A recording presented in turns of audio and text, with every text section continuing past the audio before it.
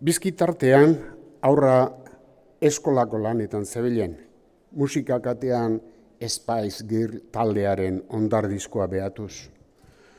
Uste nuen lasaitasun zerbaitez baliatzea, haute ferfutro, Mel B, Mel C, xoxolek ene sukaldari gisako kontzentrazioa zalantzan jartzen zutela begibistakoa zen.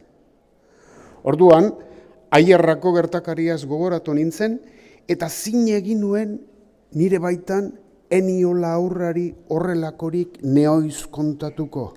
Sekretua obiaren solara eramanen nuen.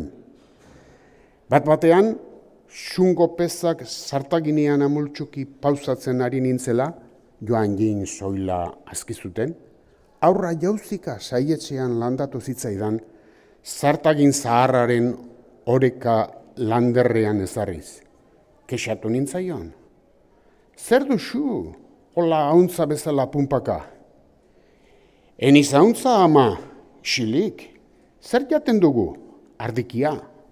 Berk, barnakor eta etxia eskapatu zitzaion bihotzaren barnetik.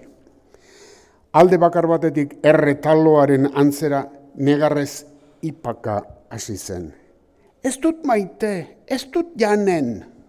Alo aurra, biziki ona da, eta segitu nuen larderiatsuago, baina debaldetan, janen duzu eta kito.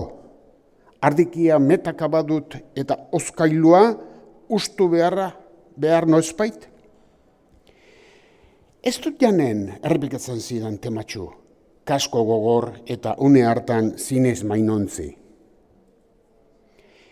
Enelaneko kideen moldean behar niona munduko gozetea aipatu, Somaliako portuetara mendebaldea aberatsak kargoak mukuru betez igorri zituen irriza mutzituak zenbatu, edo globalizazioa salatzeko behaz kitila plegatuz esku bakarraz Josebobek desmunta zezakeen McDo jatetxera joateaz mehatxatu?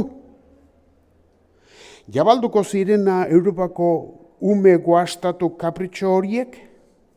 Enekien zer egin.